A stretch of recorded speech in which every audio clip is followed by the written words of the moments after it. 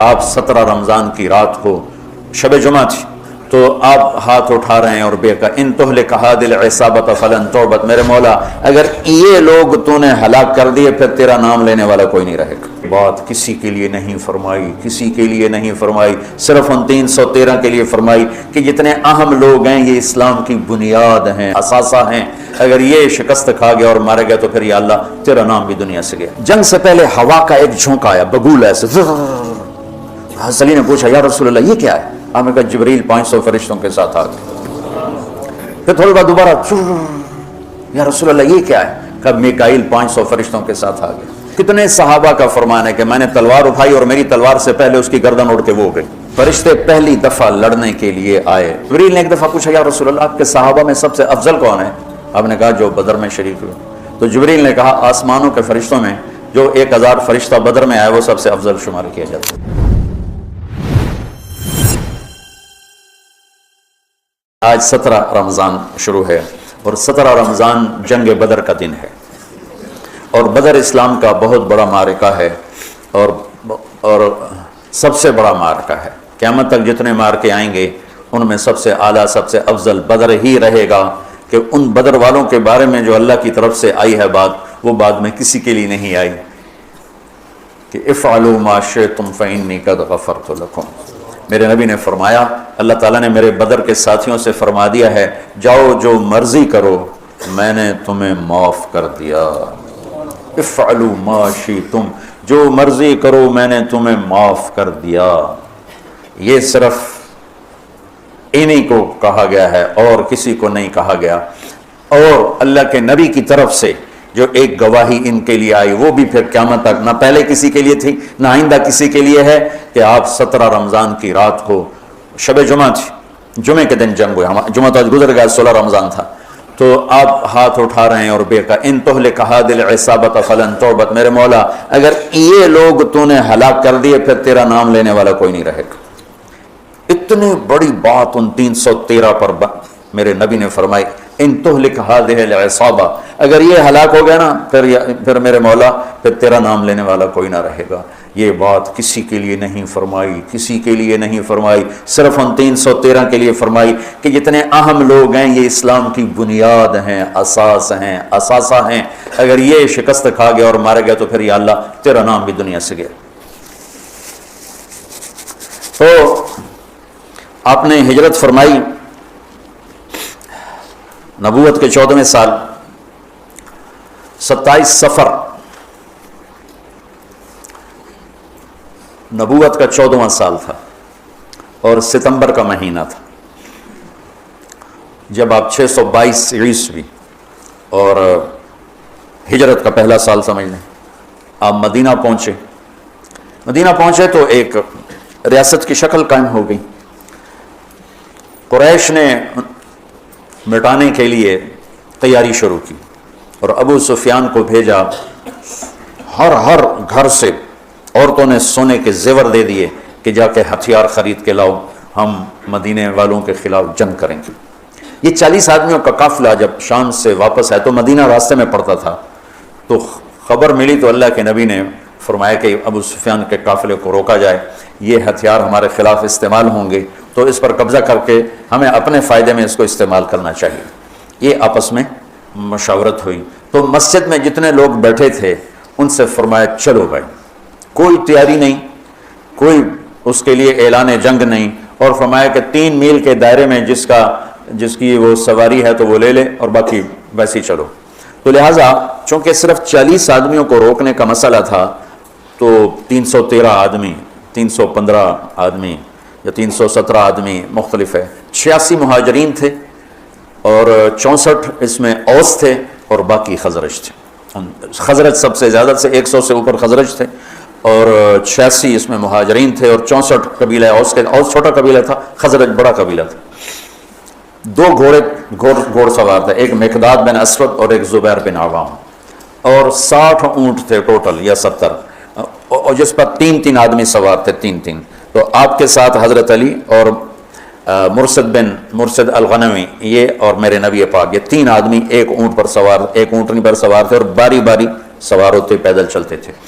تو آپ ان کے لیے نکلے جب آپ تھوڑا سفر کر گئے تو آپ نے حضرت اسامہ اور حضرت عثمان رضی اللہ عنہ کو واپس بھیج دیا کہ آپ کی صاحبزادی حضرت رقیہ رضی اللہ تعالیٰ عنہ وہ بیمار تھی، ان کو چیچک نکلا تھا، چیچک اسمال پاکس ایک بیماری تھی، اب تو وہ نظر نہیں آتی، ہم نے بچپن میں دیکھا وہ سارا جسم آبلے آبلے نکل آتے تھے، اکثر لوگ اس میں بچتے نہیں تھے، جانور نہیں ہوتے تھے، مر جاتے تھے، جو بچ جاتے تھے ان کے چہرے پر سارے ایسے وہ کھڈے پڑ جاتے تھے، کھڈے، کبھی آپ نے چہرے دیکھے ہوں گے کھڈے پڑے ہوئے، یہ وہ چیچک کے نشان ہوتے ہیں، تو ان کو چیچک نکلا ہوا تھا، تو آپ نے حضرت اسامہ اور حضرت عثمان کو ان کی تیمارداری کے لیے چھوڑا اور خود آگے تشریف لے گئے۔ ابو سفیان بہت داہیت العرب کہلاتے ہیں، داہیت العرب، تو ان کو بھی وہ بھی فضا سونگ رہے تھے کہ کہیں مدینے والے میرے قافلے پہ حملہ نہ کر دیں، تو دائیں بائیں سے خبر لیتے ہوئے چل رہے تھے، کبھی ادھر کبھی ادھر، تو اپنے قافلے کو چھوڑ کر وہ نکلے، مدینے والے نکلے کہ نہیں نکلے، ایک کنویں پر پہنچے تو وہاں اونٹ کی وہ لید پڑی ہوئی تھی، تو مینگنیاں پڑی تھیں، انہوں نے اٹھا کے جو توڑا تو اس میں گٹھلی نکلی، کہنے لگا واللہ ان هذه من یثرب، یہ یثرب کی گٹھلی ہے، یہ یثرب کی گٹھلی ہے، یہ یثرب کی کھجور ہے، اور لگتا ہے کہ محمد اپنے ساتھیوں کو لے کے نکل پڑے، تو اسی وقت اس نے اپنے قافلے کا رخ ینبوع کی طرف موڑا، اور ینبوع سے چلتے ہوئے بحیرہ احمر کے ساتھ ساتھ ایک لمبا چکر لے لیا، وہ چکر، اور ادھر مدینے مکے کے اونٹنی سوار کو دوڑا دیا کہ ہو سکتا ہے وہ پھر بھی میں پکڑا جاؤں، تو جا کے مکے میں اعلان کر کہ ہمارے قافلے کی خیر نہیں ہے، تو وہ دن رات دوڑتا ہوا وہاں پہنچا، اور اس نے جا کر وہاں اعلان کیا، اس اعلان کا کرنا تھا کہ سارے مکے میں آگ لگ گئی اور سارے تیار، تو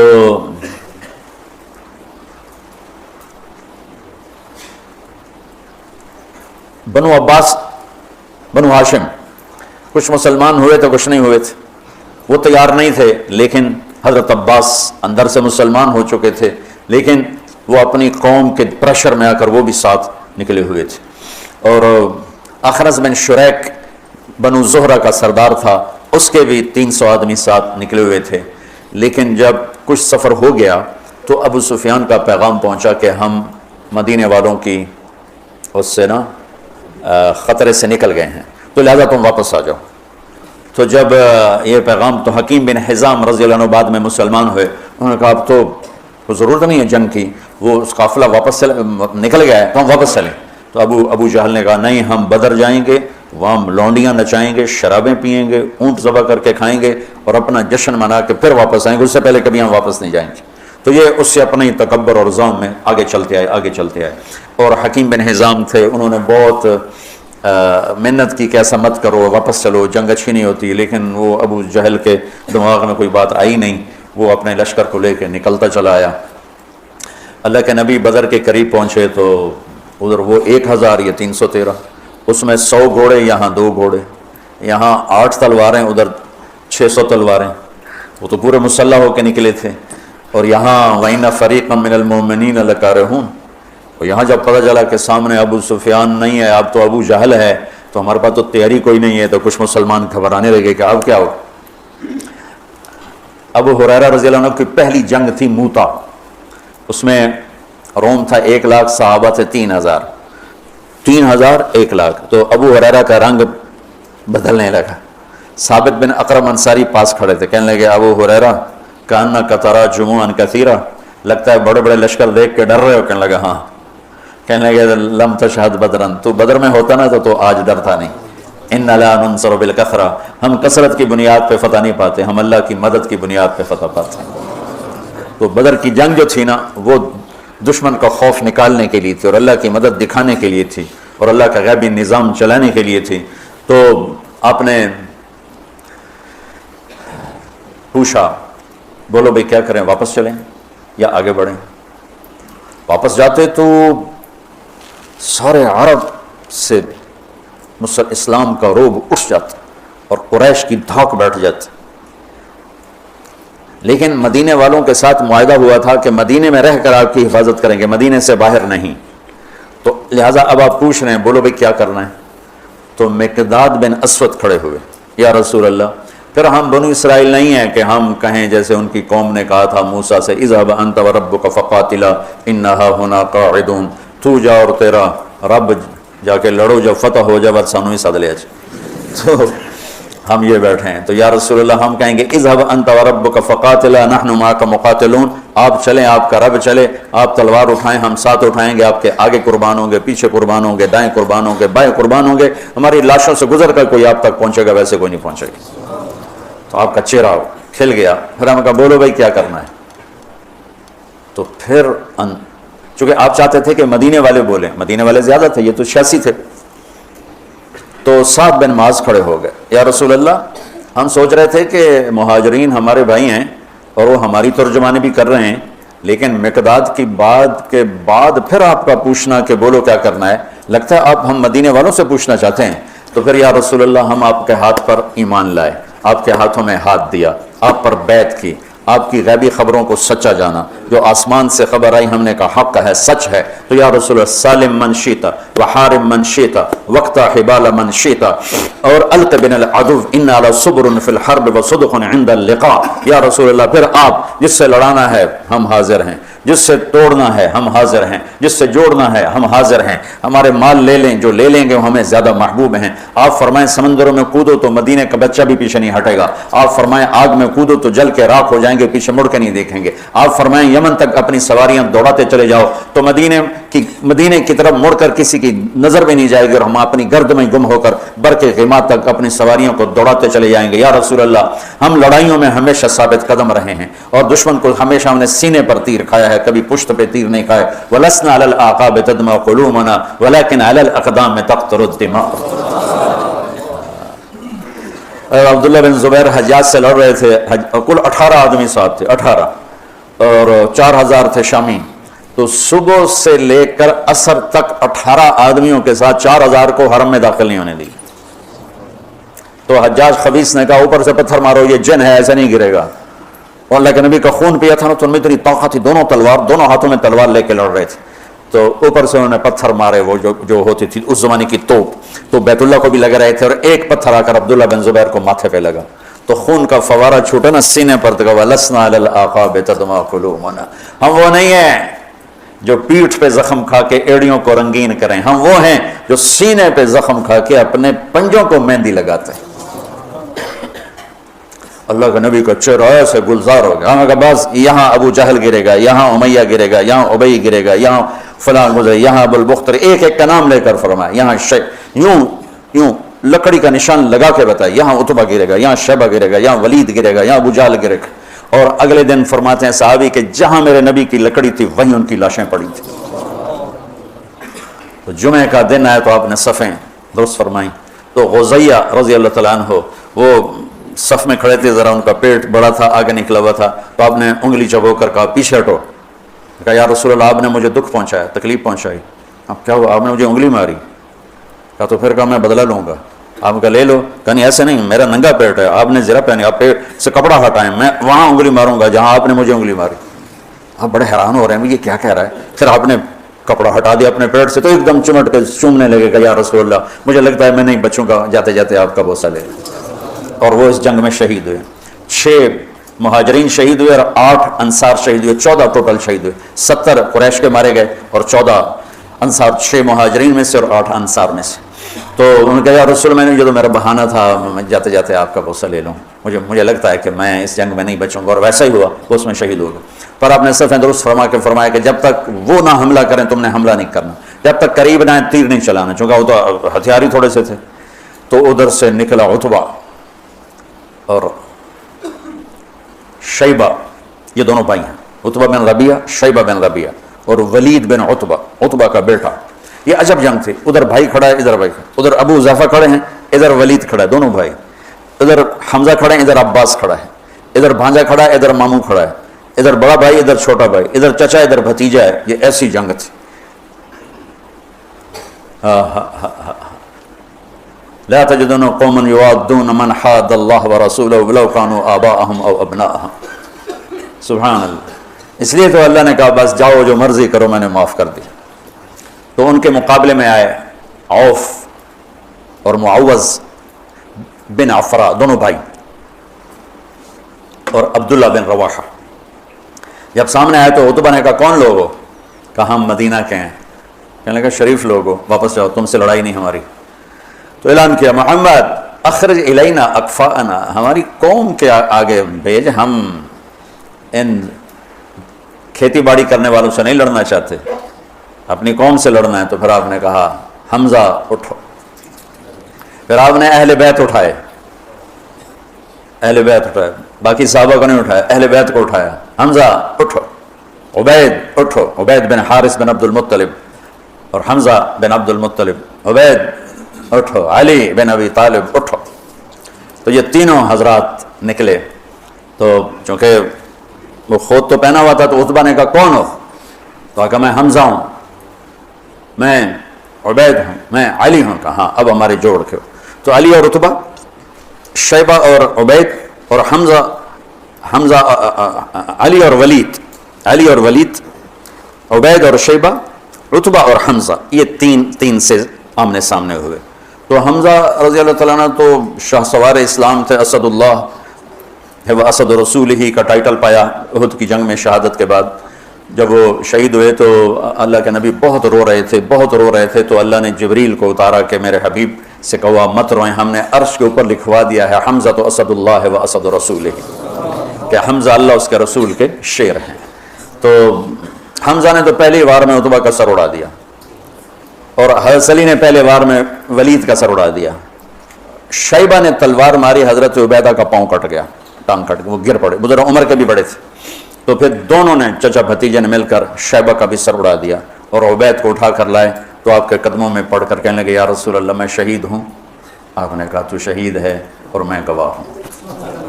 پھر وہ کہنے لگے یا رسول اللہ اگر آج ابو طالب زندہ ہوتے تو دیکھتے کہ ان کے اس شعر کا میں زیادہ حقدار ہوں. قذبتم وبیت اللہ نبذا محمدا ولما نطاعن حولہ ونناضلی ونسلمہ حتی نسرا حولہ ونذہل عن ابنائنا والحلائل.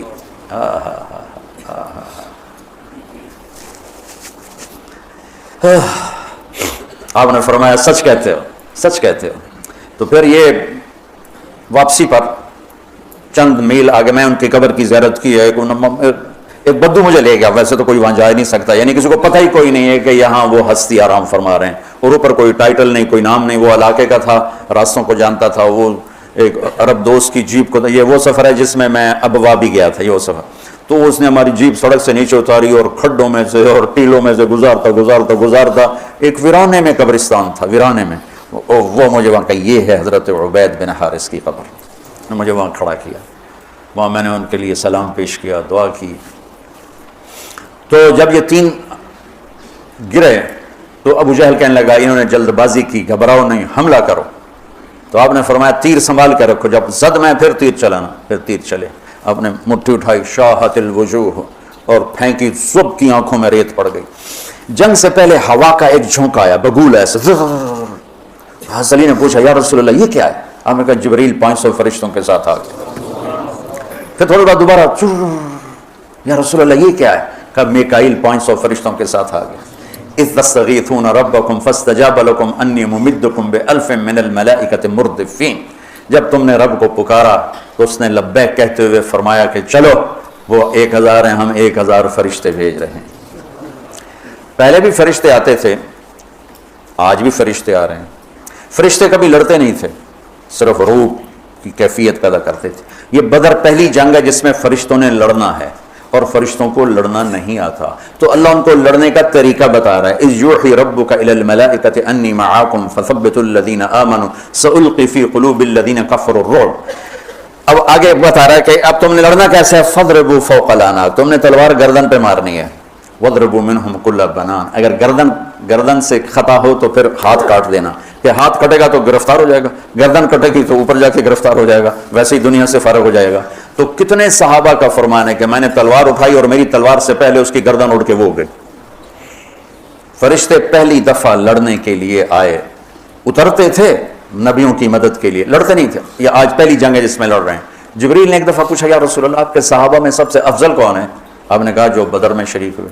تو جبریل نے کہا آسمانوں کے فرشتوں میں جو 1000 فرشتہ بدر میں آئے وہ سب سے افضل شمار کیا جاتا، سب سے اعلیٰ وہ شمار کیا جاتا. تو چند گھنٹیاں گزری تھی کہ قریش کے قدم اکھڑ گئے.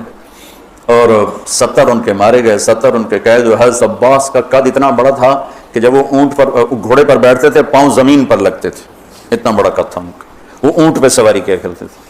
ان کو ایک چھوٹے سے صحابی ابو الیسر انصاری وہ ان کی مشکیں باندھ کے دلا رہے تھے، اور حضرت عباس شرمندہ ہو رہے، جب ان تو پھونک مار دیتے اڑ جاندہ ہو، اور ان کے بازو باندھ کے لا رہا ہے۔ تو کہنے لگے بھتیجے مجھے اس نے نہیں پکڑا، کوئی زمین آسمان کے درمیان معلق تھا، اس نے میرے ہاتھ پکڑ کے باندھ دی اور اس کو رسی پکڑا دی۔ وہ کہنے لگا نہیں یا رسول اللہ میں نہیں پکڑا اس کو، میں نہیں پکڑا ہے۔ ہم کہا چپ کر، اللہ نے فرشتے کے ذریعے تیری مدد کی ہے، فقد ایدک اللہ بملک کریم، چپ کر، اللہ نے فرشتے کے ذریعے تیری مدد کی ہے۔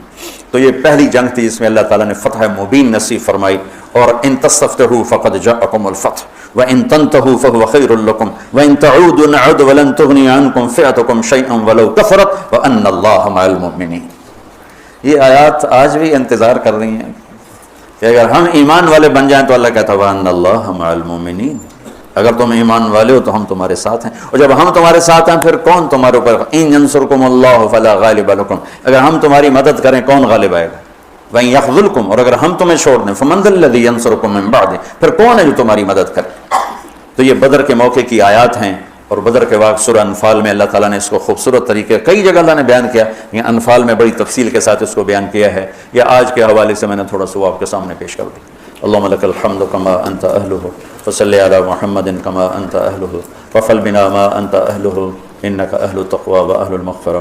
اللہم الف بین قلوبنا واصلحنا واصلح ذات بیننا، اللہم اکفنا شرہم بما شئت ومن شئت وکیف شئت، اللہم انا نجعلک فی نحورہم ونعوذ بک من شرورہم، اللہم انا نسألک من خیر ما تعلم ونعوذ بک من شر ما تعلم ونستغفرک لما تعلم انک علام الغیوب۔ ربنا آتنا فی الدنیا حسنہ وفی الآخرۃ حسنۃ وقنا عذاب النار، ربنا هب لنا من ازواجنا وذریاتنا قرۃ اعین وجعلنا للمتقین اماما۔ یا اللہ تو ہمارے روزے قبول فرما، ہماری تراویح قبول فرما، ہمارا یہ چھوٹا سا خیر کا ایک حلقہ ہے اس سے بھی اپنے خزانوں میں شرف قبولیت عطا فرما۔ جتنے لوگوں نے ہاتھ اٹھائے ہوئے ہیں، مردوں نے، عورتوں نے، بڑوں نے، چھوٹوں نے، سب کے اٹھے ہاتھ ان کے حق میں قبول فرما۔ اللہ ہمارے ملک کو پرامن بنا دے، پرامن بنا دے، پرامن بنا دے، آپس کی لڑائیوں کو ختم فرما دے، قتل و غارت کی فضا کو ختم فرما دے، چوری ڈاکے کی فضا کو ختم فرما دے، سود کے اڈے، شراب کے اڈے، بدکاری کے اڈوں کو ختم فرما دے۔ یا اللہ ہمارے تاجروں کو دیانتداری، سچائی نصیب فرما، ہمارے حکمرانوں کو عدل، انصاف اور دیانت نصیب فرما۔ یا اللہ تو ہمارے تمام شعبہ جات کی حفاظت فرما۔ یا اللہ تو مردوں عورتوں کے جتنے بھی یا اللہ روزے رکھ رہے ہیں قبول فرما، جو ابھی تک غافل ہیں کل سے ان کو روزہ رکھنے کی توفیق عطا فرما، جو حرمین میں پہنچے ہیں ان کی حاضری قبول فرما، آپس کی غلط فہمیوں کو دور فرما، نفرتوں کو دور فرما، عداوتوں کو دور فرما، جو صاحب اولاد نہیں ان کی جھولیوں کو اولاد سے بھر دے، نیک و صالح عطا فرما، جن کو دیے ہیں ان کو آنکھوں کی ٹھنڈک بنا، جن کے بچے بچیاں جوان ہیں ان کے نیک رشتے مقدر فرما، جو مقروض ہیں تنگ دست ہیں ان کی تنگیاں دور فرما۔ یا اللہ ہم سب سے راضی